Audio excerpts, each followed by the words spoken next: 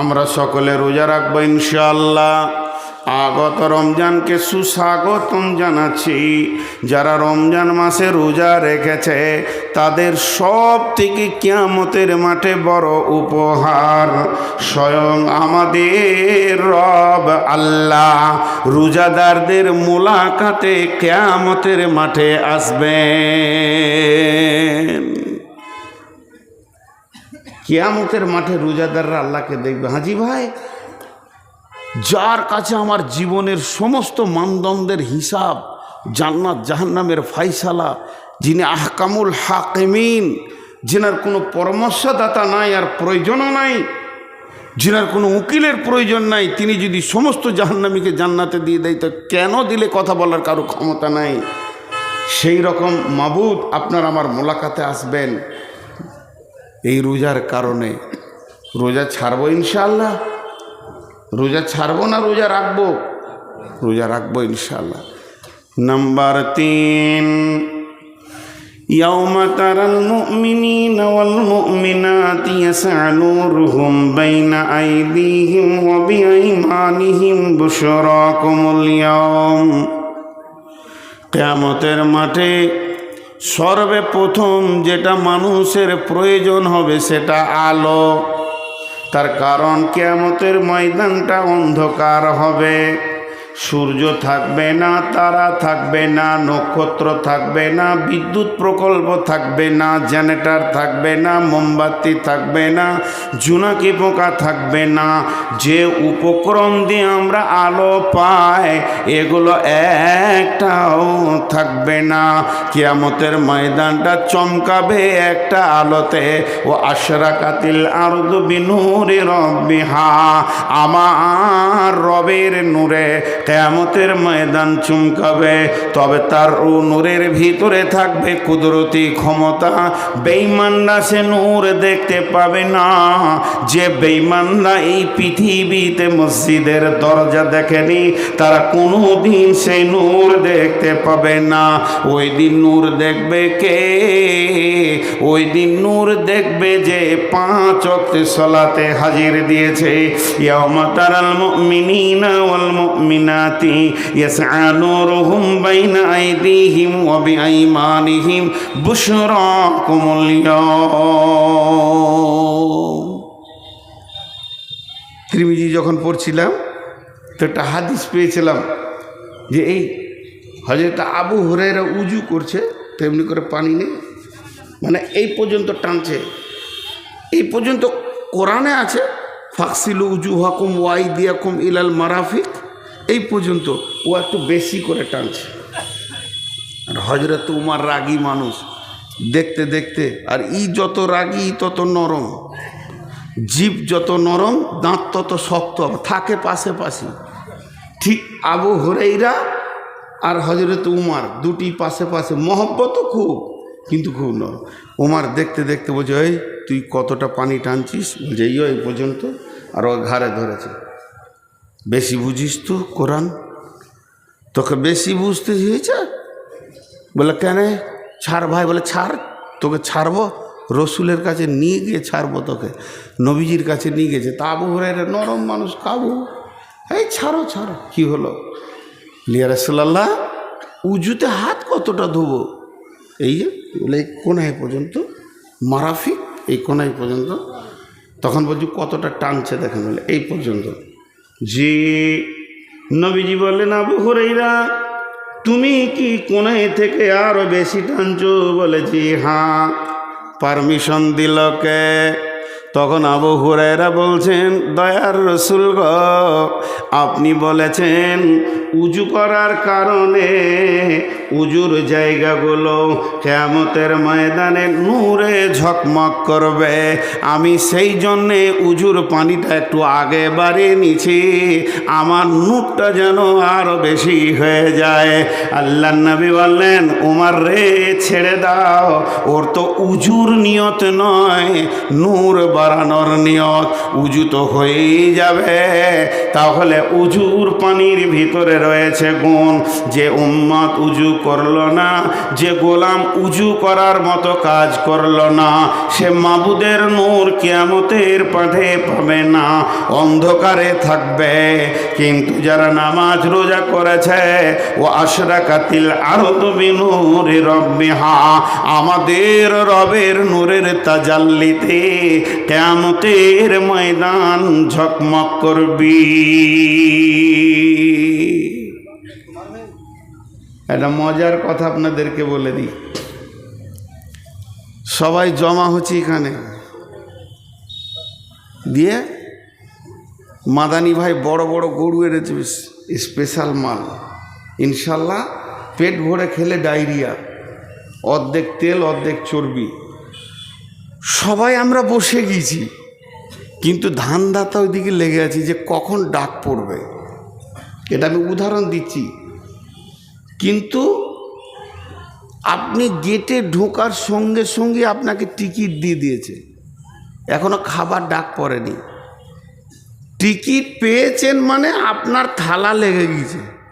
কথাটা বোঝাতে পারলাম তো? কিয়ামতের মাঠে আপনি যখন উঠবেন, এখন বিচার হবে, ফাইসালা হবে, কিন্তু যদি আপনার উজুর জায়গাতে নূর লেগে গেছে মানে আপনি বুঝলেন যে কাজ হয়ে গিয়েছে। কোরআন বলছে এটা, ইয়াউমা তাবিয়াদ্দু উজুহু ওয়া তাসওয়াদ্দু উজুহু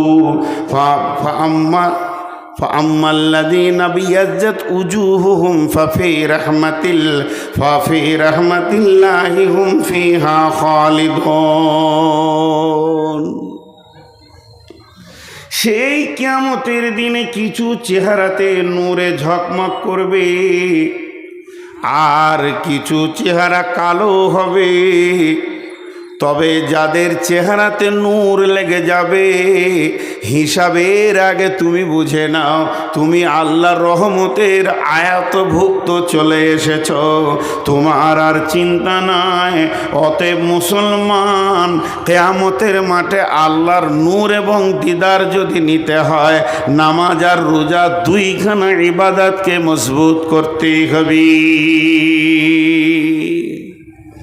চারটা সান্ত্বনাদায়ক জিনিস বলেছি, তার মধ্যে তিনটে বলা হলো। একটা হাউজে কাউসারের পানি, একটা আল্লাহর দিদার, আর একটা হলো আল্লাহর নূরের তাজাল্লির জ্যোতি। তিনটে বলা হলো, একটা বাকি আছে, এইটাই বিস্তারিত বলবো। আর একটা কি আছে? মনের সান্ত্বনা, দিলের তাসাল্লি দেওয়ার মতো। থাকবো কোথা? গাছ থাকবে না, পালা থাকবে না, ছাদ থাকবে না, মাথার উপরে সূর্য থাকবে, মাটি তাঁতা করে তামার মতো জ্বলবে। কিয়ামত এই মাটিতেই হবে, যেটাতে আমরা বসে আছি, এই জমিনেই কিয়ামত হবে। তাহলে যাব কোথা? নদী নাই, নালা নাই, পুকুর নাই। এক কথায় বুঝেলেন, এই রুটি মা বোনেরা যে রুটি সেঁকে খোলাটা, ওই রকম গোল পৃথিবীটা একটা খোলার মতো হয়ে যাবে। উঁচু নিচু, আপার ডিপার, পাহাড় পর্বত, নদী খাল বিল কিচ্ছু থাকবে না। 40 বছর পৃথিবীটা শূন্য অবস্থায় পড়ে থাকবে। অনুফিকা ফিসুরি ফসিকা মানফিস সামাওয়াতি ওয়া মানফিল আরদি ইল্লা মান শাআল্লাহ সুম্মা নুফিকা ফিহি উকরা।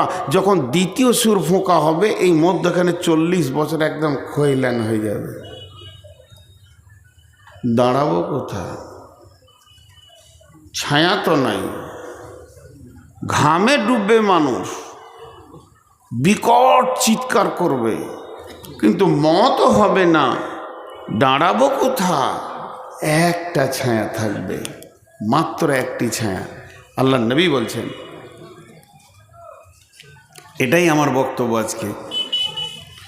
ওয়া নবী হুরায়রা রাদিয়াল্লাহু তাআলা আনহু قال قال رسول الله صلى الله عليه وسلم سبعة يظلهم الله في ظله يوم لا ظل إلا ظله কঠিন কিয়ামতের দিনে কোনো ছায়া থাকবে না, পাহাড় পর্বত থাকবে না, গাছপালা থাকবে না, যার ছায়াতে গিয়ে একটু জানটাকে রেস্ট নিব। আল্লাহর নবী বলছেন একটা ছায়া থাকবে, সেই ছায়াটার নাম আল্লাহর রহমতের ছায়া। পূর্ব যুগ থেকে শুনে এসেছি আরশের ছায়া, কিন্তু হালাকে সেটা সত্য হচ্ছে আল্লাহর রহমতের ছায়া। ওই ছায়াতে কিছু মানুষ জায়গা পাবে। বিশ্বনবী বলছেন 7 জন লয়, বিশ্বনবী বলছেন 7 শ্রেণীর মানুষ পৃথিবীর বুকে যারা আমল করেছে, 7 ধরনের মানুষ, তাদের ওই ছায়ার ভিতরে কোটা লেগে থাকবে। তারা নিশ্চিন্তে সেই ছায়াকে উপভোগ করবে। একে তো হাউজে কাউসারের পানি পেল, আর আল্লাহর রহমতের ছায়া পেল। মানে এখানেই জেনে নিতে হবে পৃথিবীর এসি ফেলিওর হয়ে যাবে। সেই ছায়াটা কেমন হবে? এটা বৈজ্ঞানিকের তৈরি এসি যদি এত শীতল হয়, এত মনোরম হয়, মনোরঞ্জন হয়, আমার রবের ছায়াটা কত মনোরম মনোরঞ্জন হবে, কত সুন্দর হবে। সেই রবের আমার রহমতের ছায়াতে জায়গা পাবে। কে বলছেন? কে বলছেন? বিশ্বনবী বলছেন। কে পাবে রে? 1 নম্বর তুমি এসো, 2 নম্বর তুমি এসো, 3 নম্বরে তুমি এসো, এই বলে তাদের কোটা লেগে যাবে, জায়গা পেয়ে যাবে। এই পৃথিবীর বুকে যারা 7 রকম আমল করেছে, একজনাই যে 7 রকম করেছে তা নয়। যে আমলগুলি বলা হয়েছে, এই গুণ যার ভিতরে একটা থাকবে, ও আরশের ছায়াতে বাস করবি।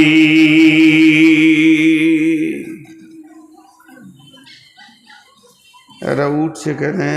12টা যে বাজে নাই বাপজি।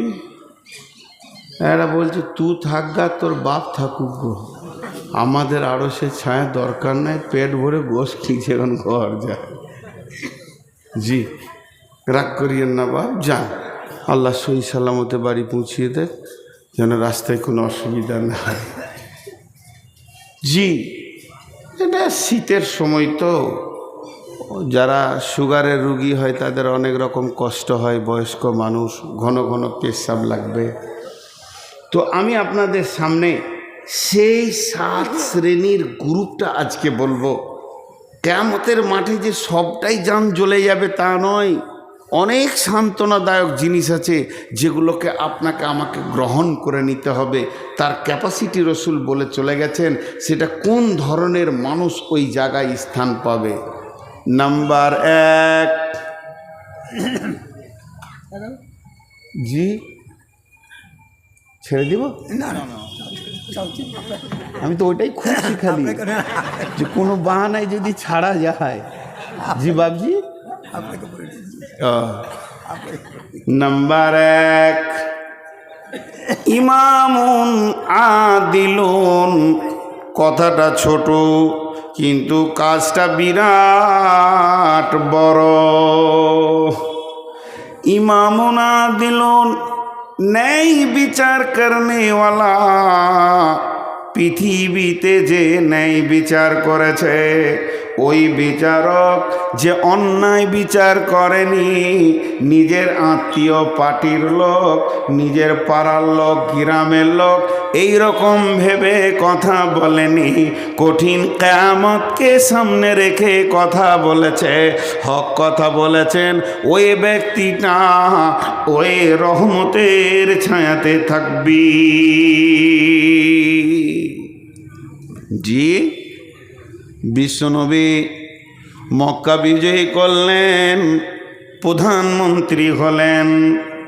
ইহুদিদের এক মেয়ে চুরি করে ধরা খেয়েছে, ফায়সালা হচ্ছে তার হাত কাটতে হবে। যখন এ ফায়সালা এসে গেল, ইহুদিরা এসে বললেন, ইয়া রাসূলুল্লাহ, আমরা এখনো ইসলাম মানিনি, কোরআন মানিনি, তবে কোরআনের বিচার কেন নেব? আমাদের বিচারটা তৌরাত থেকে করে দিতে হবে, যেহেতু আমরা তৌরাতের আওতাভুক্ত নিজের জীবন চালাচ্ছি। কিন্তু তাদের জানা ছিল না আল্লাহর নবী একজন সাহাবীকে তৌরাতের পণ্ডিত করে নিয়েছিলেন, হাফিজ করে নিয়েছিলেন। নবীজি বললেন, ঠিক আছে, যাও তোমরা তৌরাতের পণ্ডিত নিয়ে এসো এবং মুজরিমকে নিয়ে এসো। তারা সেখানে এসে হাজির হলো। তারা তাদের হাফেজগুলোকে বলতে বলতে এলো, তোদেরকে কিছু টাকা দেওয়া হবে, যে জায়গায় হাত কাটার কথা আছে ওই শব্দটাকে চেঞ্জ করে দিয়ে ওই শব্দটাকে বাদ দিয়ে লাফিয়ে তুই পড়ে নিবি, তাইলে আমার মেয়ের হাত কাটাটা বন্ধ হয়ে যাবে। সম্ভ্রান্ত ঘরের মেয়ে। এবার তারা সেই রকম টাকা হাফেজ তারা এসেছে। নবীজি বললেন, বলো চুরির শাস্তি কি তৌরাতে আছে? ও পড়তে পড়তে ওই জায়গাটা যখন টপকে দিছে, আমাদের সাহাবীদের ভিতরে যে হাফেজ ছিল বললে, দাঁড়িয়ে যা, দুটো শব্দ বাদ করে দিলে এটা করা যাবে না, মেয়েটির হাত কাটা হয়েছে। বন্ধুরা আমার, তখনই বিশ্বনবী বলেছিলেন, ওয়ালাউ কানা বিনতি ফাতিমাতা, এই জায়গায় যদি আমার মেয়ে ফাতেমা হতো তা আমি নবী মুহাম্মদ সাল্লাল্লাহু আলাইহি সাল্লাম নিজের হাতে তার হাত কেটে দিতাম। জি ভাই, এখন ন্যায় বিচার পাওয়া যাচ্ছে পৃথিবীতে? জি, আফসোসের কথা কটা বলবো। রসুল বলছেন, সাদাল কাবিলাতা ফাসিকুহুম জারিমুল কাওমি আরদুলহুম ওয়া উকরিমার রাজুলু মাখাফাতাস সারিহি জাহারাতিল কায়নাতু ওয়াল মাজিফু। এমন একটা জামানা আসবে রে, গায়ের নেতা হবে চোর, লম্পট, লুচ্চা, দাগাবাজ, বেঈমানেরা। বিচার করবে কে? মাতাল, লুটেরা, সুদারু, জুয়ারি। আর গোটা দুনিয়াকে লুটে মেরে পঞ্চায়েতের মাল মেরে খেয়েছে, এরাই আবার গায়ের বিচারক হবি। চলছে কি চলছে না? এতগুলো লোক চুপ করে আছে, আমাকে ডাকছে, যান যান যান।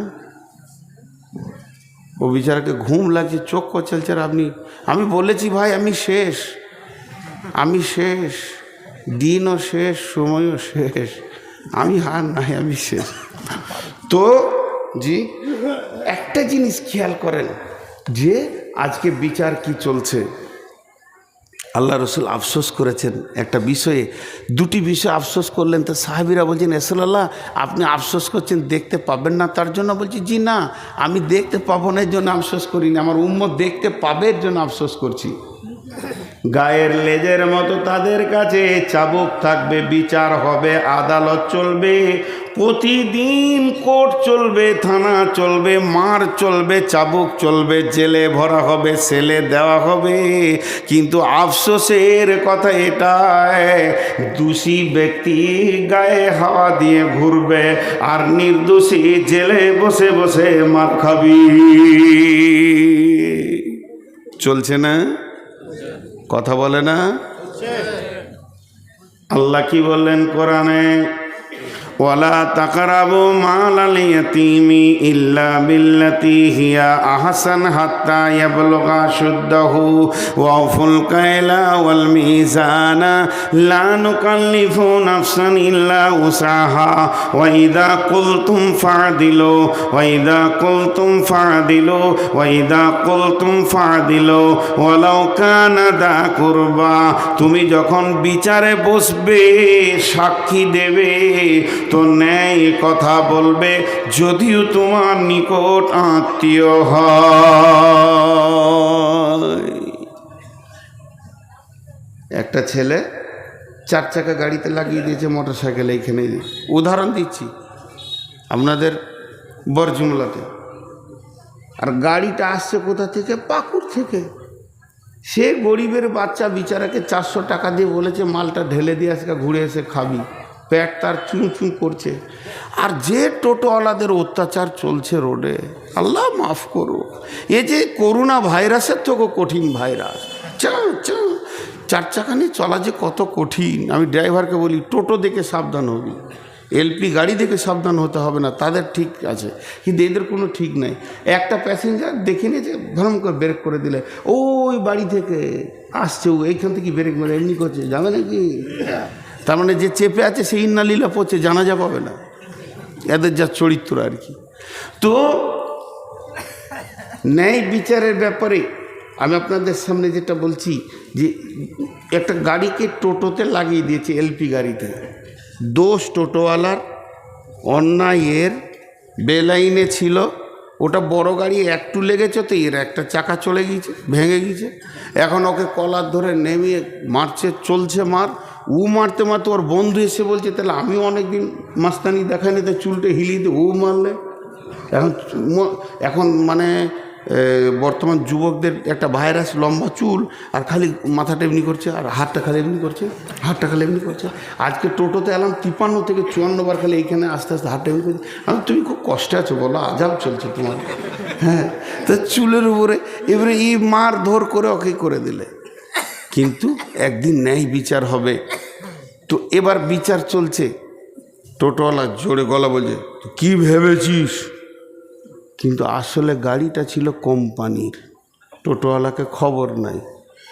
যখন ওর ড্রাইভারের নাক দিয়ে রক্ত আর রক্ত, ভিডিও কল করে দেখিয়েছে, কোম্পানির মাথা গরম। ওদের ইন্স্যুরেন্স করা থাকে 23 লক্ষ, 40 লক্ষ, 5 কোটি, 15 কোটি, 16 কোটি। জি, শিল্প ব্যাংকে শুধু অ্যাকাউন্ট খুলতে গেলে 10 কোটি টাকা লাগে, অ্যাকাউন্ট খুলতে, রানিং করতে। তো সেই রকম তারা বড় কোম্পানি, মনে রাগ হয়েছে, 4খানা কেস ঢুকেছে, মার লুট, মাল লুট, টাকা পয়সা লুট, মাল নষ্ট, 13 লক্ষ টাকার মাল ক্ষতি দিয়ে দিয়েছে, 4খানা কেস। একদম কলকাতায় মেরেছে, লালবাজারে। ওখান থেকে খবর আসছে লালগোলায়, আসামি তুলো। রাত 3টের সময় পুলিশ এসে টোটোওয়ালার ঘর ঘেরে টেনে বার করছে। কি হলো? বলে এতগুলা কেস আছে, চো।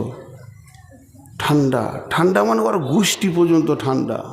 অঙ্ক করে 3 লাখ টাকার ঘর বাড়ি নাই, কিন্তু মাস্তানি করেছে। বহু ঘটনা এরকম ঘটেছে, চটপট করে তার কারে হাত দিতে যেন না দিয়ে। যখন ওকে থানাতে বসানো হয়েছে, মন দিয়ে শুনবেন, একদিকে ও তো বসিয়ে আছে, থানা বড়বাবু যে বস, বসলো। একদিকে এসপি, একদিকে ডিএম, একদিকে এসডিও, আর একদিকে আরও কিছু কোম্পানির লোক, বিরাট টিম নেমে গেছে। ওকে তখন বলছে, তুই লাগিয়েছিলি না গাড়িটা লাগিয়েছিল? তখন গলার ভিতর থেকে আস্তি করে কেন বলছিস? তুই সেই দিনে কেমন করছিলি? যেদিন মেরেছিলি সেই দিন তোর গলার সাউন্ডটা কেমন ছিল, আজকে কেন হালকা হয়ে গেল? আদালতের মাঝে পড়েছো, সৈন্যের মাঝে আছো, এখন তোমার সমস্ত আম শুকিয়ে চূড় হয়ে গেছে। এখন তুমি আর আমলাও, তোমার নাম আমচুর। টেনেও সোজা করা যেছে না। বড়বাবু বলছে, গলা ঝেড়ে কথা বল, পানি খা। বলছে, স্যার ভুল হয়ে গেছে, চলবে না। তো আমার আল্লাহ বলছে, আমি জিভটাকে রেখেছি 32টা সৈন্যের মধ্যখানে। 2টি সিবিআই কাস্টম তার ওপরে আছে, 2টা সিআইডি রয়েছে, এই দিকে 2টা কাস্টম অফিস তাকে ঘেরে রেখেছে। মাথাটা হলো গোটা বডির আদালত। এতগুলোর ভিতরে যেদিকে তুই কথা বলিস, এটাই হলো তোর কথার জায়গা। আল্লাহ বলছেন, ওয়াইদা কুলতুম, যখন তুই কথা বলবে, ফাদিল, ইনসাফ করে কথা বলবে। তোর বডিতেই আমার সিআইডি কাজ করছে। ফাদিল ওয়ালাউ কানা দা কুরবা, যদিও সে নিকট আত্মীয় হয়। বাদশা নিজে হরিণ শিকার করতে গিয়েছে, এইরকম করে তীর ধরেছে, একবারে ফলা তীর। হরিণকে পাবে তো আর ওখার দুনিয়া থেকে বেঁচে থাকতে হবে না। আর যেই তীর ছেড়েছে, হরিণটা তরফ করে লাফিয়ে উঠেছে, আর লক্ষ্যভ্রষ্ট হয়ে পায়ের তলা দিয়ে সেই তীর। নদীর ধারে এক বুড়ি এমনি করে কাপড় সাফ করছিল, আর ওর একমাত্র বিধবা মেয়ে বাচ্চাটা দাঁড়িয়েছিল, কানে পড়ে স্পট হয়ে গেল। কাজীর কাছে বিচার চলে গেল। বাদশা নিজে মেরেছে, দেশের বাদশা মেরেছে, আর বিচার গেছে কাজীর কাছে। আজকে শুক্রবার, রবিবার বিকাল 3টে ফাইসালা হবে। বাদশাকে এনে হাজির করা হলো। বাদশার সিংহাসনে নাই, কাঠগোড়ায় দাঁড়িয়ে আছে, বুড়ি দাঁড়িয়ে আছে, দাফন কাফন হয়ে গেছে। একদিকে স্বামী হারিয়েছে, এবার সন্তান হারালো, যার মুখ পানে তাকিয়ে দুনিয়ার আলো দেখছিল। বাদশা তীর হাতে করে গিয়েছে, কাজী বিচার দিচ্ছে। বাদশাহ বলে, বলুন, তুমি মেরেছো? বলে, হ্যাঁ স্যার, ইচ্ছা করে নয়, তবে লক্ষ্যভ্রষ্ট হয়ে গিয়েছিল। হরিণটা চলে গেল, গিয়ে নদীর ধারে ঘাটে উনি কাপড় সাফ করছেন, ওর বাচ্চার কানে লেগেছে, তীর স্পট হয়ে গেছে।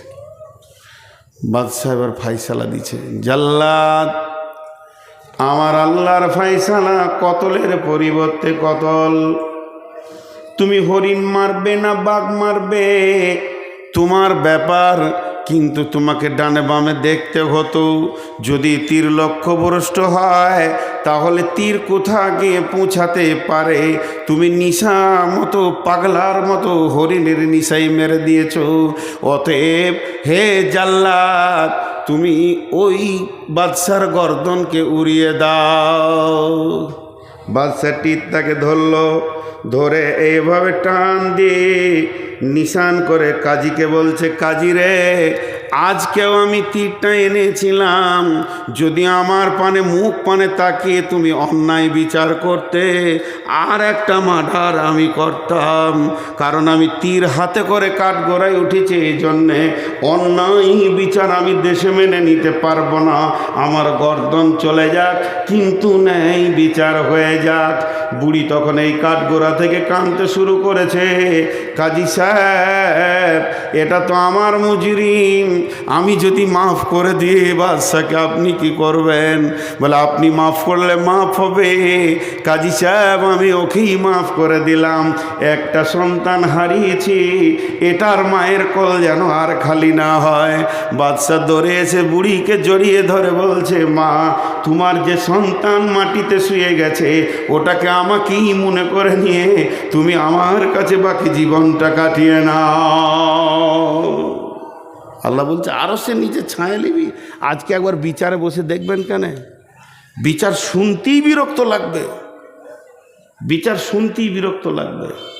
হ্যাঁ, একটা সাইকেলে অ্যাক্সিডেন্ট হয়েছে, মোটর সাইকেলের সাথে কাদা ছিল, কাদাতে স্লিপ করে গিয়েছে মোটর সাইকেলটা, সাইকেলের উপরে পড়ে গিয়েছে, সাইকেলটা ভেঙে গিয়েছে। মোটর সাইকেলওয়ালাও তৃণমূল, সাইকেলওয়ালাও তৃণমূল, কিন্তু যার ঘরের সামনে কাদা সে সিপিএম। বিচার হচ্ছে, ও কাদা করেছিল কেন, টাকা ওকেই 10,000 লাগবে। সে বিচারা জানের ভয়ে 10,000 টাকা দিয়ে খালাস হয়ে গেল। আমাদের এখানে সব জজ বসে আছে, যতগুলো বসে আছে জজ। 1 পয়সা দিচ্ছে না রে। হ্যাঁ, ইয়ারা যে কাদার ধারে বসে 1 পয়সা দিচ্ছে না। জি, শুধু ন্যায় বিচার নিয়ে কথা বললে অনেক কথা চলে আসে। নাম্বার 2 নম্বরটা কে যা ওই আরশের ছায়াতে থাকবে, সেই 2 নম্বরটা হলো ওয়াশাবুন নাসা ফি ইবাদাতিল্লাহি তাআলা। ওই যুবক, ওই যুবতী যে যৌবন কালটা আল্লাহকে দিয়ে দিয়েছে, আল্লাহর প্রেমে ব্যয় করেছে।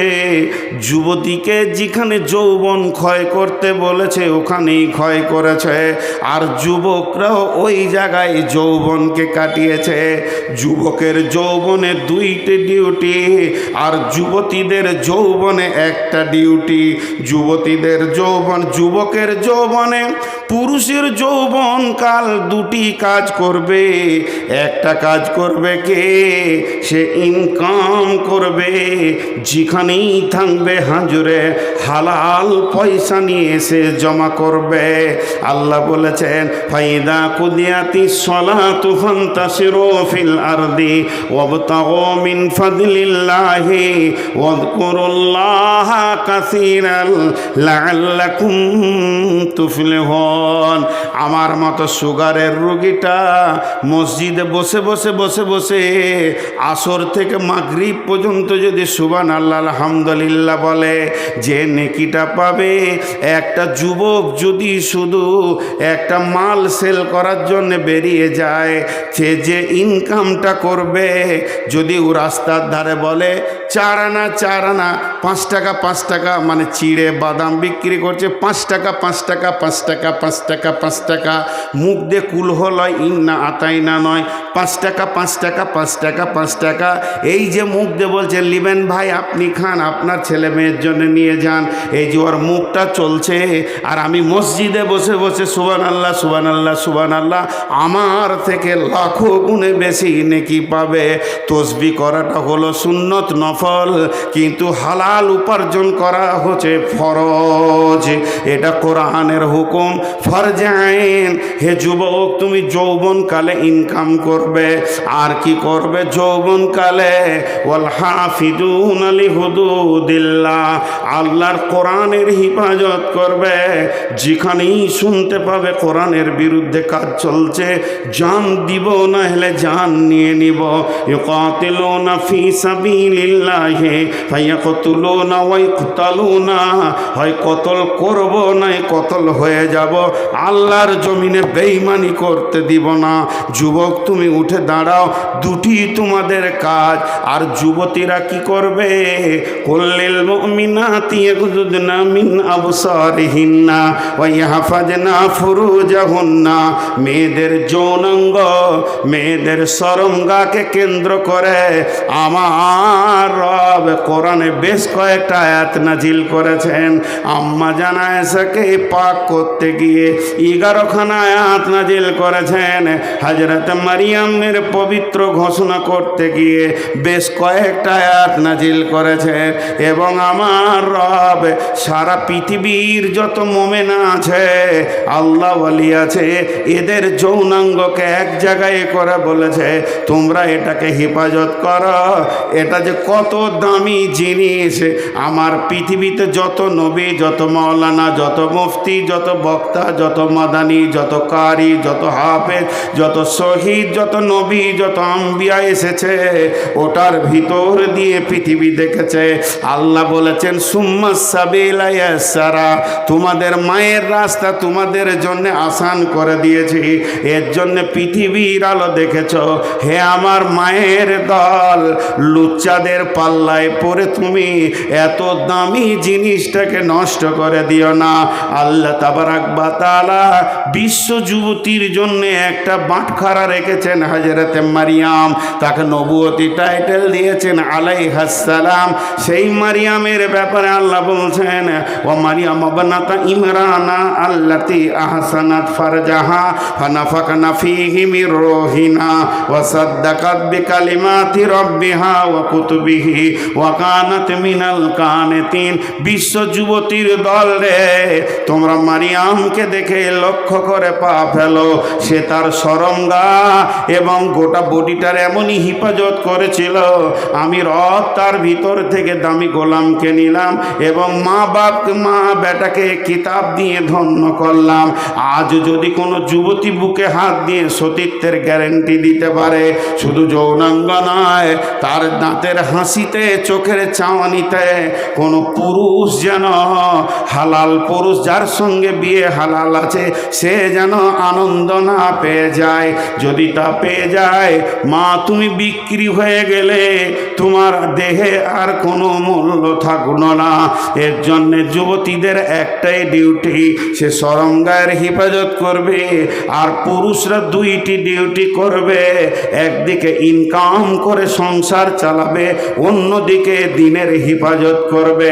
আমার নবী বলছেন ওয়াশাবুন নাসাআ ফি ইবাদাতিল্লাহ, ওই যুবক যুবতী আল্লাহর রহমতের ছায়াতে কোটা লেগে যাবে, যার যৌবনকাল আল্লাহর হুকুমের ওপরে চলেছে। আর 15 মিনিট পানি খায় আর একবার।